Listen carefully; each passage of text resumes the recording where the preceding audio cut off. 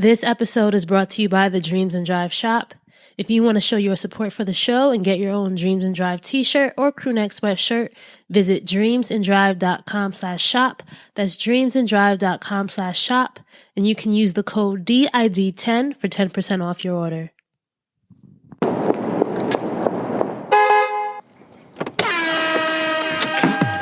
Hey, this is Raina Campbell, your Chief Dream Driver, and welcome to the No Parking Podcast, where through conversations and discussions with creators like yourself, we'll find interesting approaches to help you take your dreams out of park, put them in drive, and ride towards success. Hey, Dream Drivers, welcome to episode 235. I'm excited for you all to hear from the founders of Black Women Talk Tech. So think about this. What would you do if you were putting together a small event because you saw a need within your community, but you didn't know that this small thing would scale into a platform much bigger and greater than you could ever imagine? One of the things that you're going to learn about today is when there is a product market fit coupled with the right timing, this is very possible. So in this episode, we're going to go behind the scenes of Black Women Talk Tech, which is an organization that's committed to identifying, supporting, and encouraging Black women to build the next billion-dollar business. We're going to be hearing from Black Women Talk Tech founders who are also entrepreneurs in their own right. Lauren Washington, who's the CEO and co-founder of KeepUp. Regina Gwynn, who's the CEO and co-founder of TresseNoire. And Esosa Ighodaro, who is the co-founder and president of COSIGN. And the three developed the Road To Billionsconference to provide an empowering experience for Black women tech entrepreneurs so that they can learn about business growth strategies and connect with investors and other tech founders. And what I love about this episode is that Regina, Lauren, and Esosa share their individual dream driving journeys, and they also speak about how Black Women Talk Tech was created. They're going to share their tips for other dream drivers looking to nurture and scale a vision and the important keys that are critical to success along the way. And I want to mention this now because if anyone's interested in attending the Black Women Talk Tech Conference that's happening this February 27th to 29th, you can get 20% off your ticket by using the code DID20 at checkout. That's 20% off your ticket by using the code DID20 at checkout. So if you enjoy this episode, guys, please make sure that you're sharing it online with your community. You can find us across the board on Facebook, Twitter, and Instagram at Dreams and Drive, and use the hashtag Dreams and Drive as well. If you want to join our online newsletter, The Keys, and get weekly updates from me, just go to dreamsanddrive.com/join. That's dreamsanddrive.com/join to sign up there. All right, let's get into this episode. Hi, Regina, Esosa, and Lauren. Welcome to Dreams and Drive. How are you guys doing today? Doing well. I am super excited to have you guys on. I have attended Black Women Talk Tech, the conference in 2019. I was just so inspired and so amazed to be around so many other Black women entrepreneurs. It was a space that I don't know. It was just special. You had to be there to know what I'm talking about, right, guys? So, it's going to be very interesting to hear your dream driving journeys and how you guys got to where you are. But as I always love to start our interviews, I love to start kind of going back in time, right? So I want you guys to think about this. What was inspiring you as a child? What was the young Regina thinking about? What was the young Lauren wanting to be like? What were those things that you guys were really, really what was lighting you up as a kid? I'll jump in. This is Lauren. I think what was really exciting for me was just discovering solutions for things. So I think I have always had a love of entrepreneurship because to me, that seemed like the ultimate form of creativity. I started a tomato store when I was 11 years old. I sourced tomatoes from my neighbor's garden and sold it in front of my to all my other neighbors. I had a babysitting business. I worked in a candy shop that my neighbor ran. And I absolutely love the idea of owning my own business. So even though I went through a lot of different ideas about what my career was going to be as a teenager and even as an adult, the end goal was always to be an entrepreneur. I think a lot of that came from the fact that my parents were entrepreneurs as well. My mom owned a spa. My dad had a construction business and owns real estate. And so we've always sort of had that in our blood, and seeing what they were able to build and the freedom they had and the creativity they brought to what they did was always so exciting for me. So that was what inspired me as a kid. That's dope. I think that is a Dreams and Drive First tomato store. I've never heard of that ever on the podcast. And a lot of our guests had that same like childhood hustle, but that's the first time I've heard that specific hustle. Yeah, I mean, it was really just like supply and demand, right? So there was a ton of free tomatoes that my neighbor was giving me, and I figured I could sell them. They were beautiful. People came and bought them. So it all worked out. The early me. What about you, Regina? What was inspiring you as a kid? Yeah, it's funny because Lauren and our stories are very similar. Also grew up in an entrepreneurial household. My dad was an entrepreneur. His dad was an entrepreneur, selling moonshine in the 20s. So definitely grew up wanting to run a business. When I was a kid, I sold Avon. If you can remember going door to door, selling the makeup catalogs, leaving them in the little baggies on doorsteps. That was me. There was no age limit on being an Avon representative. So my mom would drive me to the sales meetings, and I would sit there in the back and take my notes and sell makeup to my teachers.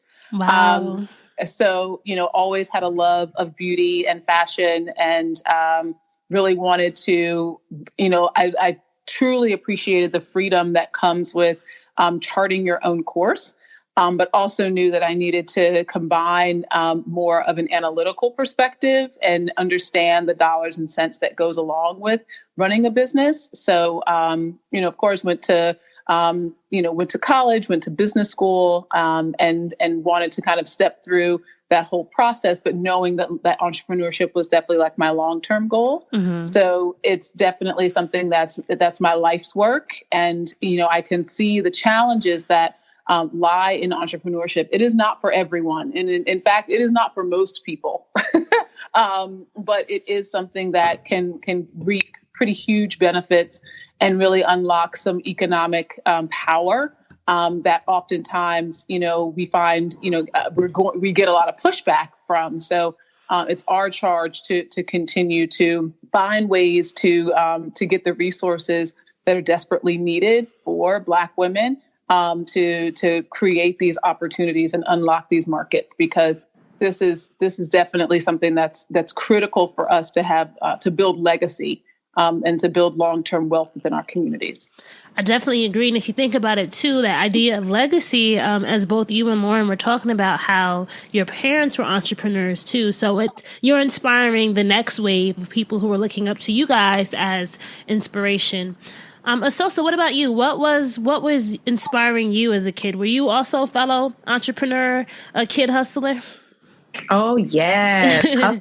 So I've definitely, growing up, understood the dedication and the hard work of a hustler, and I think I was, I don't know if hustle life chose me or I chose it, but it was something that I was used to, especially as both of my parents were entrepreneurs. My father would sell import and export business from West Africa to America. My mom was the same. They also started different clothing and shoe stores. Back in the day, I would get lost in the stores between the aisles all the time. And then, one thing that I remember growing up that I constantly loved about entrepreneurship is just being able to build relationships with everyday people and really meeting the need of whatever their issue was. And I loved one of the cool things also. My mom was one of the first food vendors at the Labor Day parade that happens every September in New York City.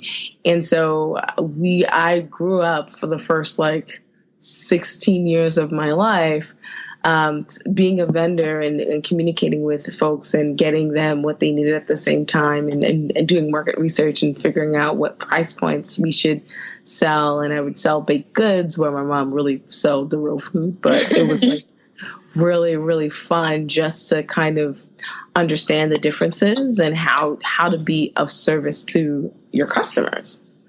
That is so interesting. I'm a faithful Labor Day parade attendee. So it's like, love that connection there. But, one of the things, as you guys mentioned, like being an entrepreneur isn't easy, and all of your parents were entrepreneurs. Do you think they would have wanted you to continue the life, or did they kind of wish that you guys would do something else? I think my dad definitely, he was very, very supportive of me being an entrepreneur. He was a very, very, we were very close and a trusted advisor. So he was my first investor. And I think that he definitely would continue to encourage me to be an entrepreneur. So he understood the upside, regardless of how hard it is. He definitely understood the upside and understood what it meant to own something. So I think that, while he also understood that it does not come without hard work. So, definitely. You will not get around the work. You won't get around the work. I would define you each as entrepreneurs, right? So what would you say? Maybe you can give us a glimpse into how entrepreneurship life panned out for you after college, and like what was it like building your first business? So I can start. I didn't go into entrepreneurship right out of college. After school, I had sort of a windy path. I did Teach for America. I did online marketing for InStyle Magazine and TV Guide. I went back to business school, went into the agency side of things. So I was experiencing and trying a lot of different things to find out really what my passion was. Again, always with the end goal being entrepreneurship. And so after one job I had, I realized that I was just really ready to make the leap. I was no longer learning and enjoying what I was doing. And it was just a tough company to be in anyway. So I decided to sort of take those learnings that I had from my whole career and jump into entrepreneurship. And it was hard. It was really hard, I will say. I think I went in with eyes a little bit more wide open than most because, again, I had parents who did this. I was talking to a lot of my friends who were already in the tech industry. But I think starting a business and starting a tech business are so different. And I didn't know the tech industry. And I really struggled my first year, even though we had a lot of wins and a lot of successes. I struggled to learn the lingo, how to raise money, how to build a company, how to run a tech team. These were things that were not talked about within my friend group and the community that I was in, particularly, among Black people. There's just so few of us who were doing it. And so I really had to learn a lot of those lessons the hard way, which was really the inspiration for Black Women Talk Tech. Is like, let's stop learning the hard way. Let's start sharing what we know so that we can help people coming up or even our peers to figure out how to sort of get ahead and not have to start at the bottom or keep making these mistakes. I love that. Let's stop learning the hard way. And I feel like that's a common theme. And in other communities, they have, I don't want to say they built it into the culture, but in other communities, the struggle isn't as hard in the beginning because it just seems like there's so much more access to resources. I love that you mentioned that. Anyone else want to pitch in on this question? No, I mean, I think Lauren summed it up. I mean, I think that the whole idea is, technology as a market or as an industry is the wave of the future. It's the future is now. The future is here. And so when we think about the Industrial Revolution back in the early 1900s, we were largely left out, categorically left out for lots of different reasons, and we cannot be left out of the next revolution in terms of economic growth in the world. So, for us, we find this extremely urgent to be a part of this ecosystem because this will be the place where we can get our equal share, right? Like, how can we level the playing field? We think about all the different industries, healthcare and automotive and finance and whatever, technology is that place that has huge upside, $1 billion markets, $1 billion opportunities, and we're largely being left out. So how do we, if we can't get a seat at the table, it is time for us to make our own. And how are we resourcing ourselves to create and source up the next $1 billion company? That is the impetus behind Black Women Talk Tech. So let's talk about how it got started. Did you guys all know each other? Was it one of your idea and then you came together and had to sell it to the team? Talk to us about that founder story. So we are all tech founders ourselves. So the path towards entrepreneurship led us all to creating our own tech startups. And so as we were building out our companies, raising money, looking for funding, looking for talent, looking for opportunities, we would find ourselves at various conferences, workshops, and events. And we'd be the only chocolate drops in the room. And I would look over and be like, oh, look, there's another Black person. Look. And one of those times that one person was Esosa. And I was like, oh, look. Okay, let me find, we kind of found our way towards each other and we would start to talk. And another time that person was Lauren. And, we all eventually started to get ourselves together and talk about how similar our stories were in this journey towards tech entrepreneurship. And, we were all having trouble, winding our way through venture capital world and having trouble raising money or finding tech talent or building out our business models. And so we said, if we're having trouble, maybe a few other, Black women entrepreneurs could be having similar issues. Maybe we should, kind of get together and see if we can, get some inspiration from the few other Black women who've done this before. Maybe we could get some other people in a room and start to work on this ourselves. So in 2017, we hosted our first conference at Google. It was in a room that could barely fit 50 or 60 people, barely. And we had over 300 RSVPs. Wow. So we were like, oh, maybe there's more than just 50 or 60 people that would want to learn about this. Maybe there's more. And that was really an eye opener for us because, you just think you're alone. You think that, you're the only one out here, trying to figure it out. And in fact, we had women flying in. We had people coming from literally all over the country from day one, from that very first conference in 2017. And they immediately said, well, next year you have to do this. And next year you have to talk about that. And we were like, next year? Well, what do you mean? We're still working on our businesses. This was in some respects, a one-off. We thought, this was a good thing to do and important, but didn't think much past that. Then we decided to do it again in 2018. Hosted our conference with Microsoft at their headquarters or their New York headquarters on 42nd Street. Over 500 people attended.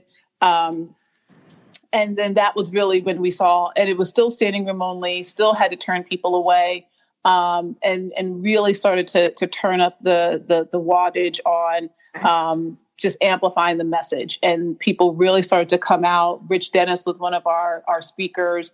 We started to get people funded. We started to get people in investment pipelines. They're closing their rounds. Even in our first conference, we had, connecting people to founders and connecting people to investors and getting them funded.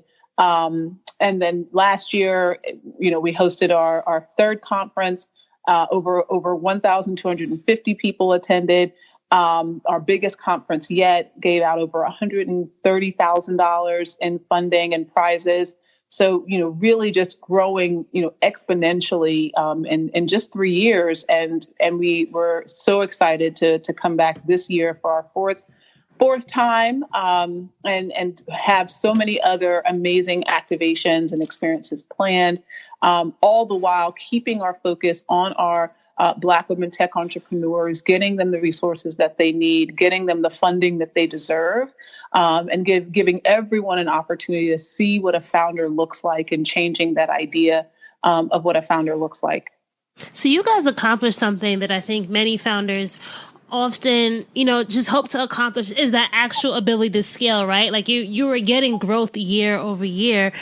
I would love to know from each of you, what do you think was the one thing, or what do you think were some of the components that helped you scale?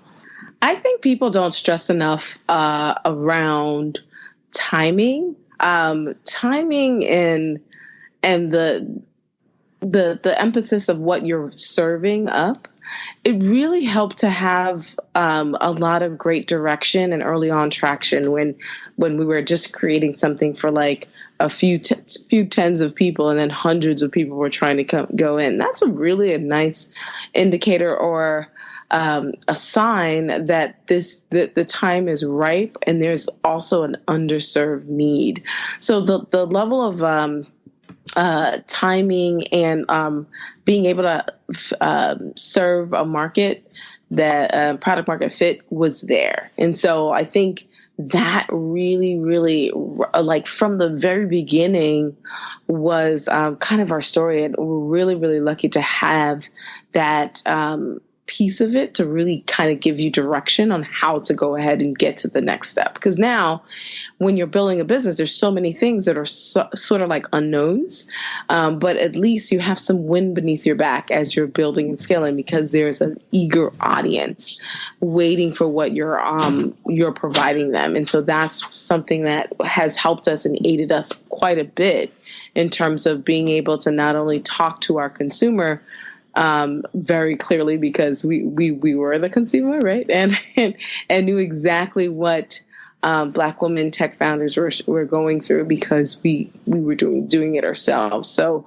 I think it really, really helped us really grow in the very beginning, trying to scale the business.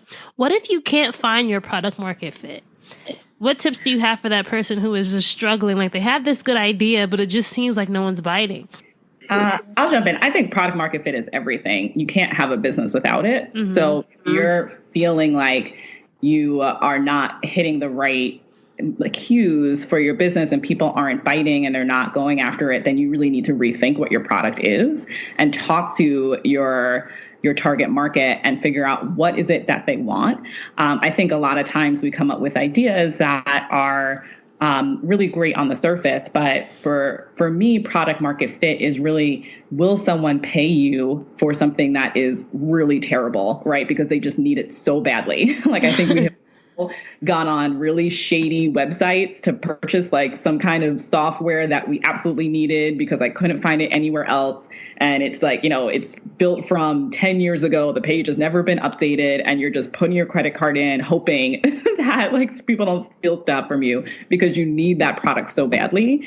I think that's happened to everyone. And I think that was true for us as well. Our first quote unquote conference was literally in this small room at Google. We had no idea what we were doing. We got a bunch of speakers, put people in, and just kind of hope for the best. And people came out so happy that they had that experience because there was such a huge gap in the marketplace and such a need for it that they were willing to pay for something that was not perfectly polished, right? Mm-hmm. So I think tend to create these things that we're like, oh, well, we have to have better marketing or we have to have better product or it has to be fancier or more features. I think that's why there's such an emphasis on this minimum viable product within the startup space, because people will pay you if they have a real strong need for something. And so figure out what that strong need is and strip it all the way down. And if you get people to pay you for something like that, then you have what is a product market fit, which will then scale. From 2017 to 2018, let's think about the two events you guys did, that 2018 event. What was the thing that you guys are really focusing on then in that year to scale up?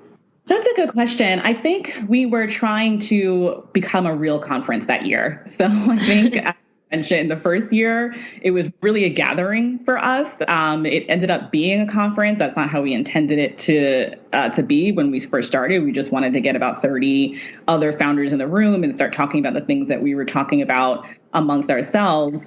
And it sort of snowballed because people were so excited about it. So we ended up getting 14 speakers. And we had 3 women who had raised over $1 million to talk about how they did it. We had Jessica Matthews, who was incredible, as our keynote speaker. And then the second year, we really wanted to make it into a real actual conference. So really thinking through on the content and the speakers and what our mission was for it. And that's when it became the Roadmap to Billions conference.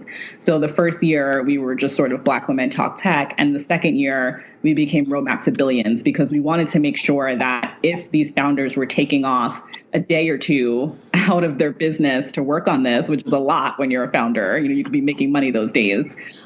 Is it really worth their while? We didn't want to put people on stage just sit and talk about how great they were and they had no challenges and they raised $1 million so easily. We wanted people to really write down and take action items into their business that next day and really be able to form connections and form access and drive their businesses forward towards being $1 billion company. And I think that really sort of focused how our conference came together from that point. So, being that Black Women Talk Tech, the Roadmap to Billions, it is very mission driven, right? But would you say that it also is a business for the 3 of you? I know as Black women founders, sometimes we can get very focused on the mission. And then it's Sure. like at the end, it's like, what happens to you as the founder? Are you making anything of it? Or is it bad to think that you want to make something from it? I feel like there's something to talk about there. You know what I mean? Sure.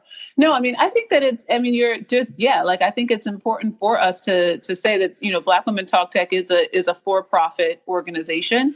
We want to make sure that we are addressing the needs, but we have to make sure that we pay the staff, the team, the event planners, everyone that gets paid on the team has to, that everyone doesn't donate their time and services, put it that way. Yeah. And so because of that, we do have to raise money in order to provide a conference that's at the level of, a conference that you would see at South by Southwest, or if you were to go to, Afrotech or Black Enterprise or WomenCon or, any other level, conference, we have to have the same level of quality and excellence.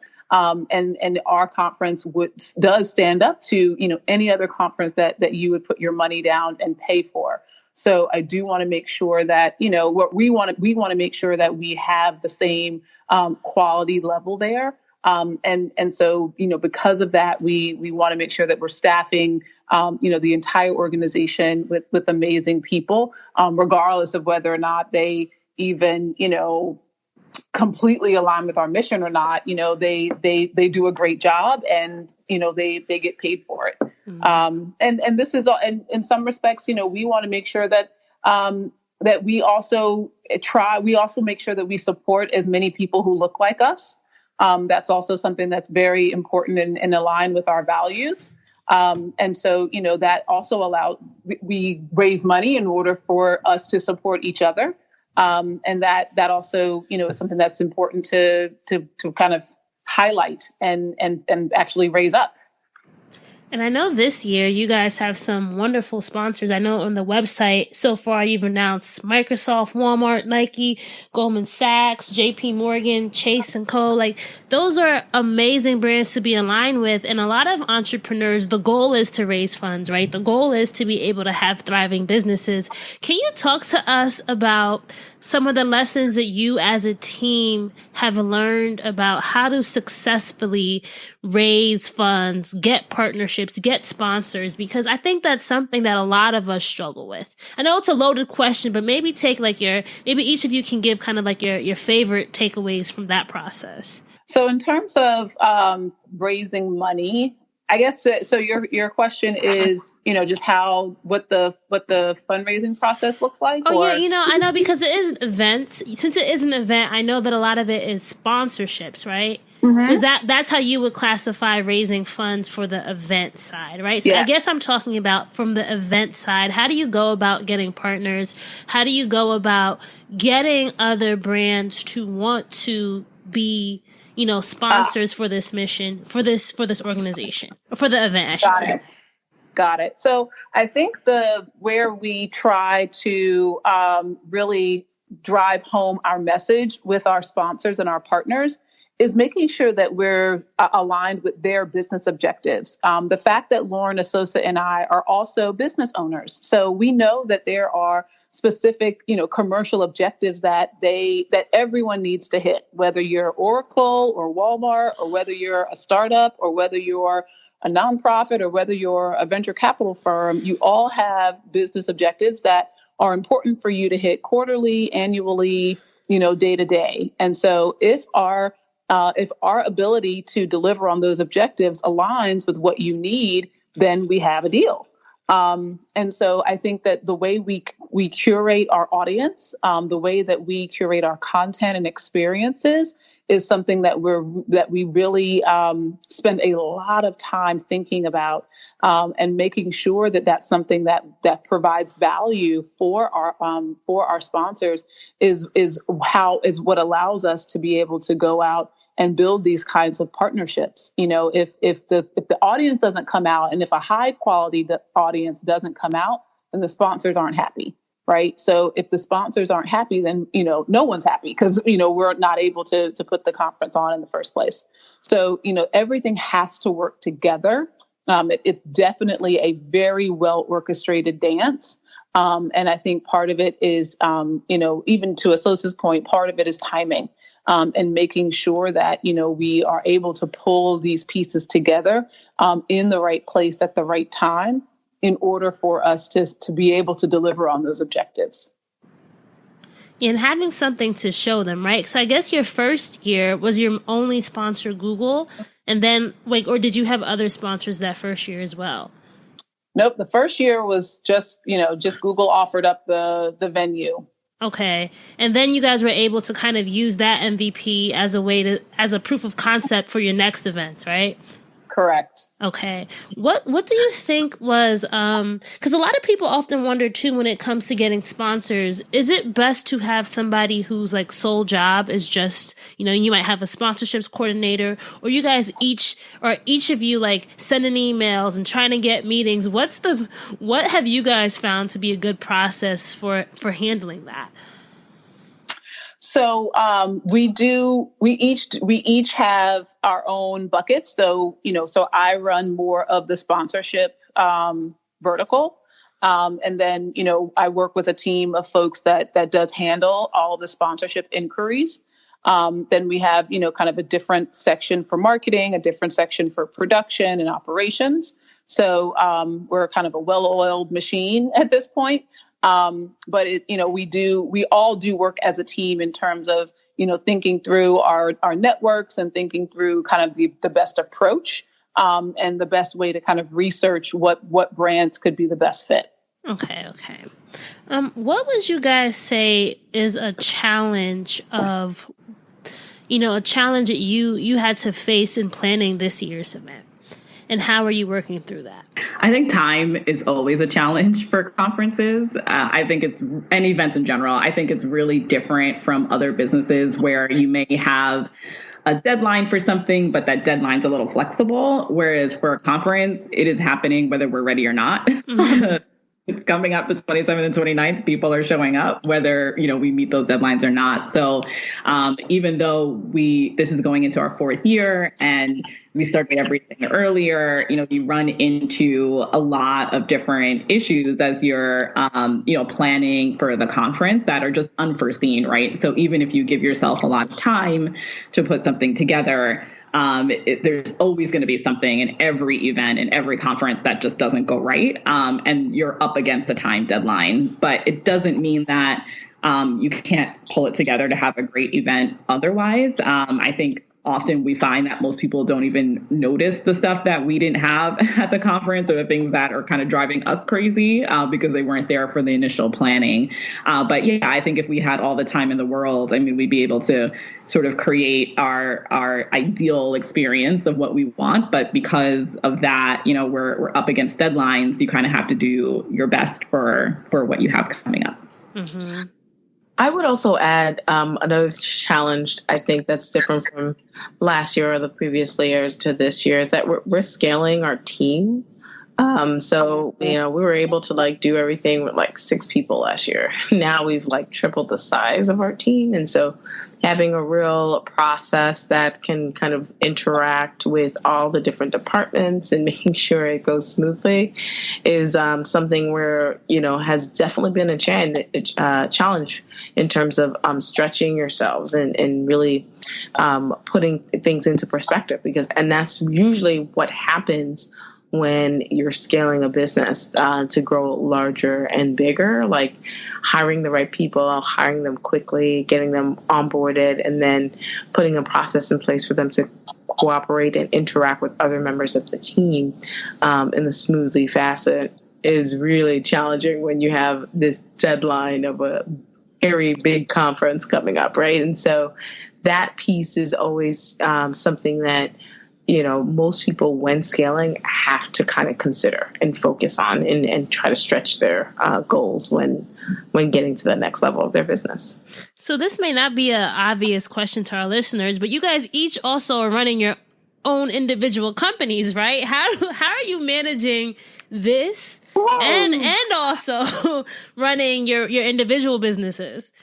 It's a work in progress, I would say. Honestly about it, like it's definitely been a challenge of time, right? Like because like literally one of my goals this year have been time management. Literally just being able to meet the needs of each business is always the challenge at hand, right? And figuring out through the help of the people you hire to help execute against the things that you need is really, really helpful in that regard. I would say, running a technology company is no games, especially as you also raise money and you have your own team and really building a structure around like certain days where you work on one project versus the other, I think has kind of worked well for me. But and that's been something when you're trying to scale 2 businesses, just being able to be resourced enough to be able to support the needs of each business. Yeah, now I agree that it's incredibly challenging to run a few different businesses, but I will say that they have all played into each other in ways that I probably wouldn't have imagined. So there's so much I have learned from Black Women Talk Tech that I have brought to my other businesses because of how quickly we scaled and understanding what product market fit really looks like and what a good team really looks like, et cetera. And vice versa, right? I think our experiences from our tech companies are literally fueling all of the content that we have in Black Women Talk Tech. We're like, what are you dealing with right now? Mm-hmm. Let's a panel on that, right? And so they really kind of complement each other in a way. So even though I think in terms of time management and work-life balance and all of that is like Esosa said, a work in progress. I do think that I've grown having both of them and running both of them at the same time. Okay, so basically, I guess the question what I'm saying is like, what has it been like as Black women tech founders trying to make a mark in an industry that hasn't always been so welcoming to Black women tech founders? I think it's challenging, obviously. I mean, I think that's the reason we started Black Women Talk Tech, but we also started it to stop complaining about things almost, because I think you can get stuck in this loop of saying, oh, this industry doesn't accept me and it's so hard to raise money and I'm failing and we're all failing.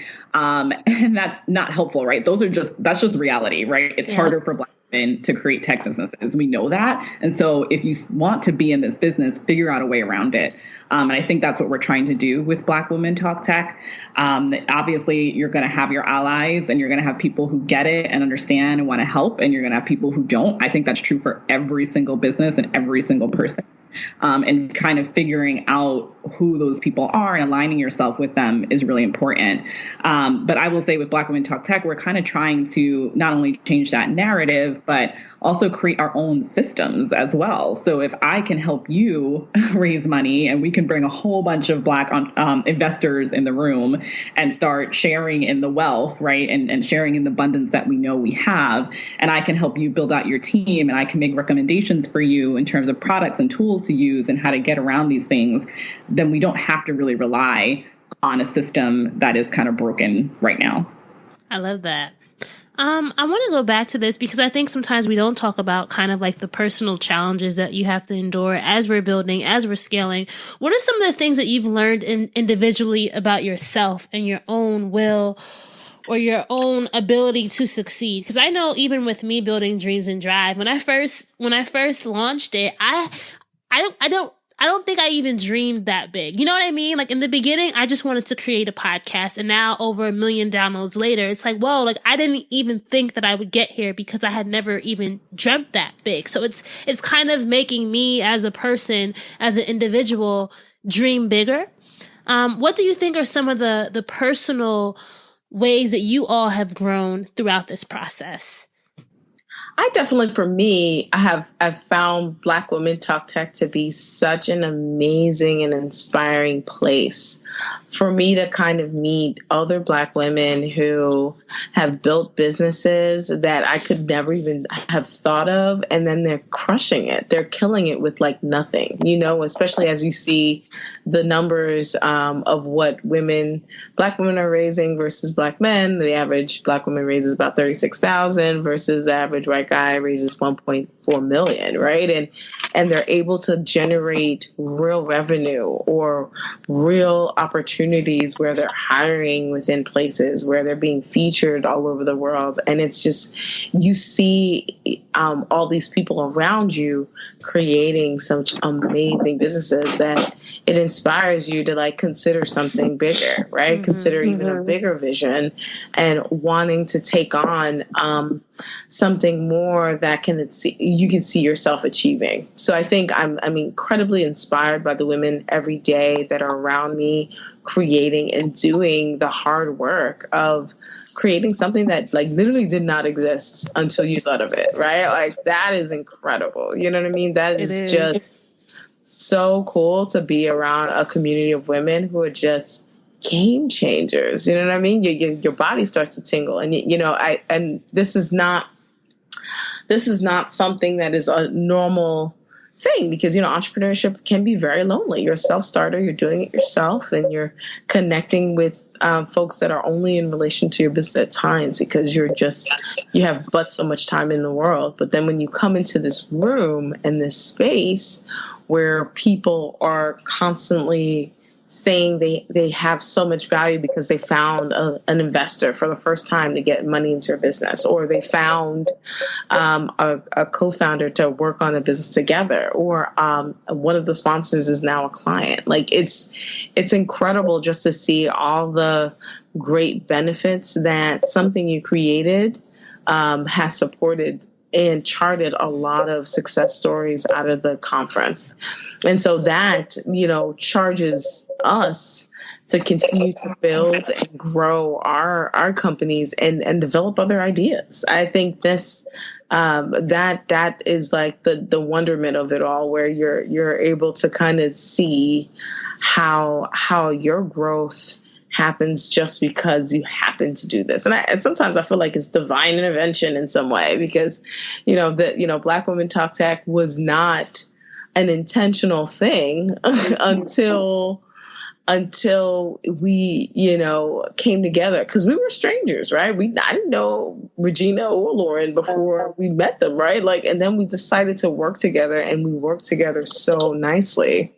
It really shows a great, embodiment of teamwork and Black women working together and thriving, because I think there isn't enough of those type of stories out there around women in general. And I think that's the great thing that I've learned to to be able to work with people who have similar values as you and have real aligned mission and goals. And so I think that's like literally the best thing you can kind of do. I think that's the best thing for me too. It's just meeting such amazing women like Lauren and Regina.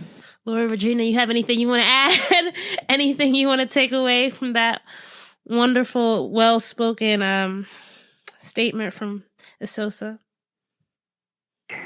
Yeah, I agree wholeheartedly with what she said. I think as an entrepreneur, you get like a lifetime of lessons condensed into a couple of years. So I've grown in a lot of different ways, but I think specifically for Black Women Talk Tech, it's made me be open to, I think, opportunities and pathways that I didn't necessarily plan for in the beginning, because like I said, this was not planned. We always stress Black Women Talk Tech was not meant to be a company. It was not my business plan. It was not in my life plan. It just happened, and it's become this incredible thing that I'm so glad happened. And I'm so glad that I was open to, and that we were all really open to pursuing and creating, because obviously there was a need for it within this industry and within the world. But again, it wasn't what I had planned. And I think specifically with my first company, that was something I planned, and I pushed so hard to make that work and kept coming up against all these different barriers that I was not coming up against with Black Women Talk Tech. And that actually led me to close that business, because I said, entrepreneurship is hard, but I don't feel like it should be this hard, right? And clearly there's something wrong with this company that is not working. It doesn't have that product market fit. It's not the right time, whatever it is, it wasn't working. And just being open to a pathway that was, and that I could still make impact, and I can still make a difference, even though it wasn't something that I had necessarily envisioned from the beginning. Yeah, being open to the opportunities that present themselves to you. I think that's something a lot of us can relate to, because it's like you're working at the lemonade stand all day, but no one's buying lemonade. And then here comes like an avocado stand, and you go over there and you start making something. You realize maybe we're meant to make the avocado stand and not the lemonade stand. So you never know. Yeah. What about you, Regina?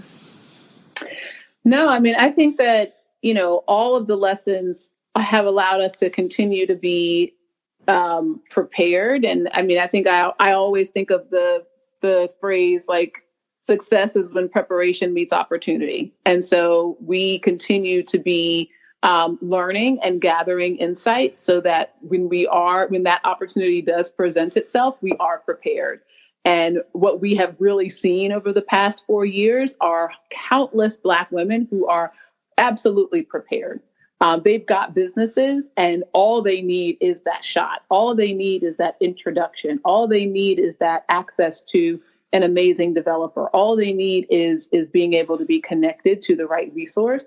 And success happens over and over and over again. And it's happened to us over and over and over again. Every time we get a new sponsor, every time we get a new activation, every time we get a new panel that we add to our lineup, that's success happening over and over again. And not to say that there are not a ton of failures, because, those also are learning lessons. We never lose. Either you win or you learn. So, for us, we're gathering all of these experiences, and we're saying, okay, how does this help prepare us for that next level? Because we're only going up, and we just need to figure out how that leads us to the next thing. There will be something after Black Women Talk Tech. Don't know what it is. And so we need to be able to take all of these experiences and prepare ourselves for that next level. So what's next? What can our listeners expect from Black Women Talk Tech in 2020? All right. Oh, yeah. You want to go, Esosa? Go ahead. Yes. We gonna wheel them in, okay? Let's do it. This year's conference is 3 whole days of bliss. So we start off every conference with a retreat. And this is a retreat like no other. I mean, like, really one of the best things that we've discovered around creating a tribe is that we know what the tribe needs, right? And so we're building a space designed for Black women by Black women. And so when you go into this retreat, we start off with a nice little workout where you're energized, a little African dance situation going. But once after you do that, we allow you to come in and literally have the opportunity to go ahead and get your nails done, get a massage, go ahead and get your eyebrows threaded and your lashes put together, as well as you'll have the opportunity to really actually talk to a nutritionist about your diet. Like how often you get a chance to do that, or even talk to an on standby therapist to talk through all the pieces of like what it means and the mindset of being in an entrepreneurship role. This so often as women that you're just working yourself to the bone that you don't really get a chance to treat yourself. And so this is the opportunity to go ahead and treat yourself and bond with other like entrepreneurs building the next amazing business, right? And so that's the time where you let your hair down, you connect and bond, and you get ready for the next day. The next day is full of conference bliss when it comes to building and scaling your company. Because we're not talking about just getting started, right? We're talking about you're in business already. You already have a few customers, or you're about to onboard your customers. We're built on two main tracks on day one. The first track is early stage companies, and the second track is a later stage company. And we're taking you down the road from marketing, legal, operations, how to get funding, the gamut. And you're going to hear from experts around the world who've done this, right? We have great speakers who've scaled their businesses, like Courtney Adiele, who from Main Choice, who legit has scaled her business to over 100 million in revenue, sold that business, and then went ahead and created a fund of $30 million to invest in Black women. She's going to be there listening to your ideas, helping you learn how to get to that next level and what are the hard things you got to figure out to get there, right? And so we have an opportunity for everyone to kind of find their place and be there. And then we have tons of sponsors throughout the day or who are going to be having so many cool activations that you get to come to. The next day is focused on what we're broader day. We have what we call Black Girl Magic Shine Summit, where it's open to the public. The first 2 days are just for founders, and the last day is open to public and everyone. So we have a founders track, and then we have what we call a transitioners track. So someone who's either working full time, right, and they are tinkering around an idea, or they have a side hustle. And so we have a ton of topics and workshops and guided discussions around what you need to think about when building your company. And then we have our award-winning and really exciting pitch competition where we always give cash and prizes. And so we're really excited to have that again this year. And then, one of the activations that I know people are really excited about, especially if you're tinkering around a business, is that we'll have, Engineer.ai going ahead and being able to, you can go to them and actually prototype your business, right? And get an understanding of like how much it would cost, how long it would take, and what it would look like, right? Right on the ground there while you're there. So it's just so many great opportunities to connect and build with folks. And so at the end of it, we toast and have a really great end of conference champagne toast and excitement with Kettle One. So it's an amazing, amazing time where everyone gets to brouhaha and connect and build, and then go out and go ahead and change the world. Oh, that seems so exciting. So where can people buy tickets? Just go ahead and direct them to blackwomentalktech.com, and you can go ahead and buy as many tickets as you'd like. Actually, we should go right now because we won't sell out. Lots of tickets. Every ticket. So last question, guys. I normally have a segment called Keys to Success, right? You can't be a dream driver without your keys to success. So since we have all three founders in this conversation today, I want to ask you guys each to tell me one thing that you think every dream driver needs in their toolkit before they hit the road. So Esosa, you can go first. So for me, I'm very focused on the goal. So always keep the vision in mind, because I think what happens with entrepreneurship, people always tell you entrepreneurship is hard, but then when you get in the seat, you just don't really know how hard it is. Mm-hmm. And then you're like, oh, wow, like this is the hardest thing I've ever done in your life, right? Like, it's just like you're thrust into the wind of like what's possible. So, and what's kind of hard to even see or not even within your reach right now. So you have to keep the vision in mind and keep that mindset going, because it's really, really easy to get discouraged. And that's why most people are encouraging most startups or entrepreneurs when they get started to like, don't sweat the small stuff as much, but like keep the vision in mind so it sustains you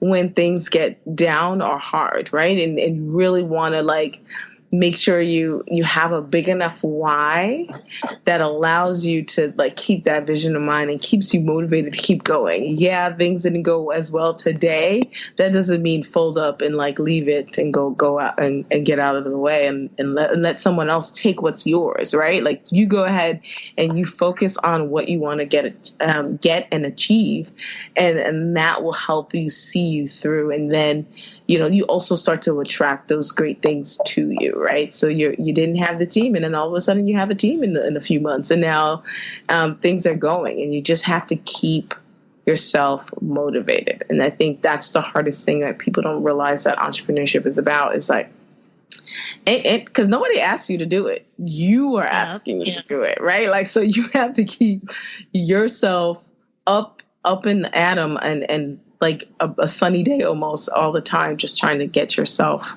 ready to like take on the day and talk to your team and get everybody excited, because again, you're the lead. And so everyone's going to look for your direction when it comes to your vision. And sometimes they may not see it, but that's okay, because it's your vision and it's your job to kind of get them there eventually. Right. And so I would say just keep that mindset going and you'll get to your goal. Thank you. Regina, what about you? What's your key to success? Understanding the differences between opportunities and distractions. So so when you think about like all the different ideas that are going to come into your head, right? Like there's tons of different ways to attack this problem.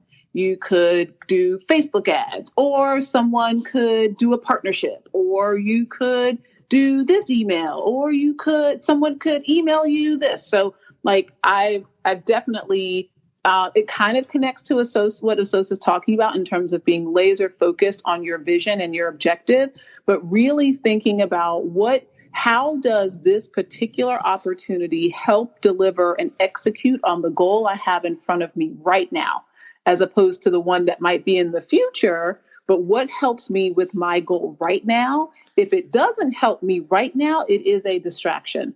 So understanding the differences between opportunities versus distractions is something that's helped me a lot. It helps me cut through the clutter of what I think could be great in the future. And I will keep that in my back burner and I'll keep that on my radar. But, flawless execution and an operator is the difference in what makes a founder successful or not. You can have great ideas, and if they aren't executed well, you will fail. You can have ideas that are subpar, and when they're executed flawlessly, like they can be gangbusters. So for me, I think just being able to, and you're not going to get them right all the time, but just keeping that in the back of your mind. A mentor of mine gave me that a long time ago, and I think it's been something that's really been helpful. I love that. I love that. And you, Lauren, what's our final key to success?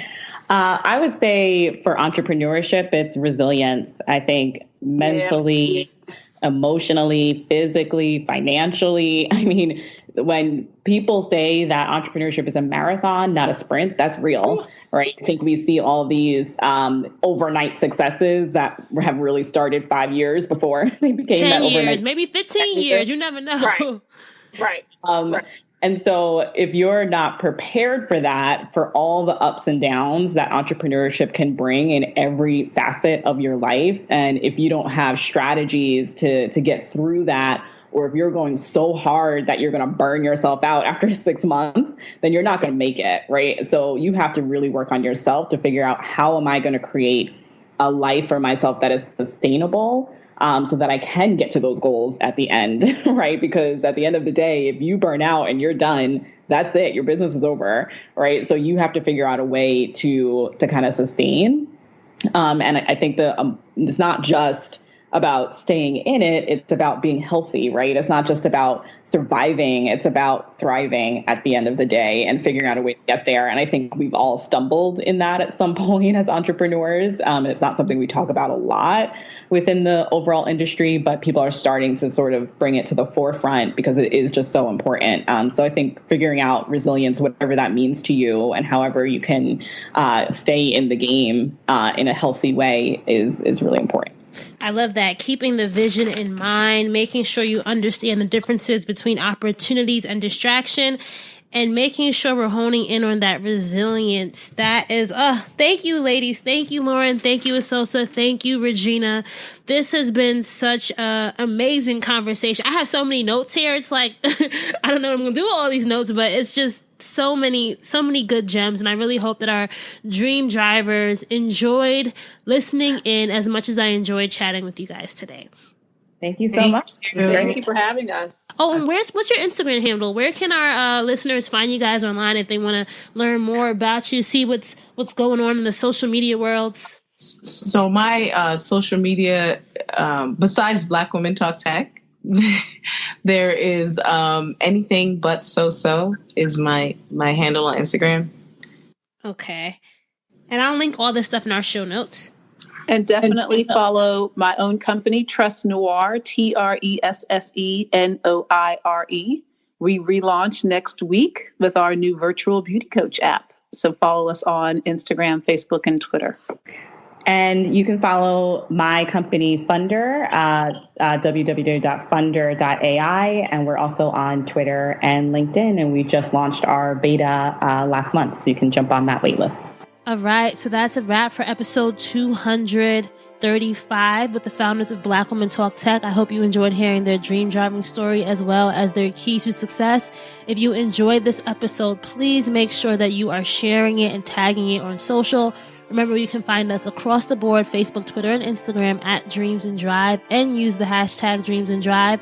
And if you want to get a ticket to Black Women Talk Tech, which is happening this February 27th to February 29th in New York City, just go to Black Women Talk Tech and you can buy tickets and use the code DID20 for 20% off your tickets, okay? That's the code DID20 for 20% off your tickets. And while we're talking about showing support, if you haven't purchased your Dreams and Drive sweatshirt or t-shirt as of yet, there is still time. You can go to dreamsanddrive.com/shop. That's dreamsanddrive.com/shop to purchase. Your support is always truly appreciated. And thank you to everyone who's joining our Patreon community. For just $5 a month, you can support Dreams and Drive. If you're interested in learning about how you can be a member of our Patreon, just go to dreamsanddrive.com/donate. That's dreamsanddrive.com/donate. Before we sign out today, I want to thank everyone who is leaving us reviews on Apple Podcasts. So wherever you're listening to this podcast, make sure you subscribed. But if you're listening in on Apple Podcasts specifically, I also love when you guys are going in and leaving us ratings and reviews. So I'm going to read some that came in over the past few weeks. This one is coming from Ork D. It says, great podcast. Raina does a great job interviewing her guests, and I learned so much about success. Keep up the great work. I actually think I know who this is. I think this is Darlene. Thank you so much, Darlene.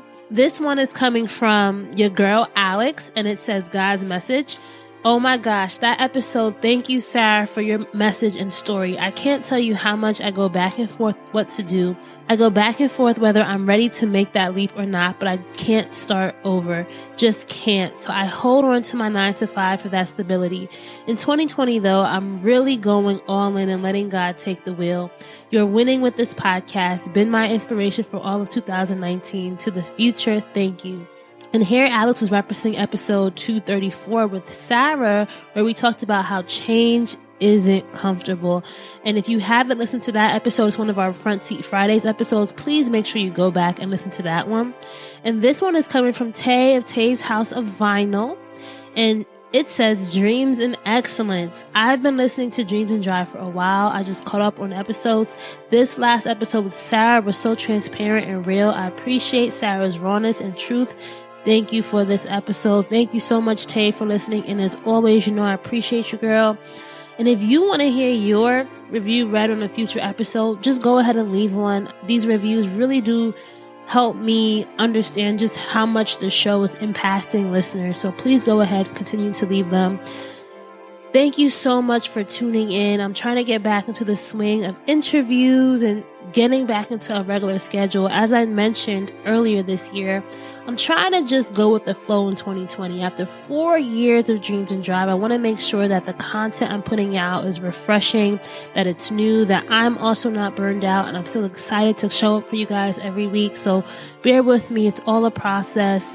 I'm figuring things out. I'm testing new things out. I'm working on a lot of stuff behind the scenes, and I'm excited to share that with you.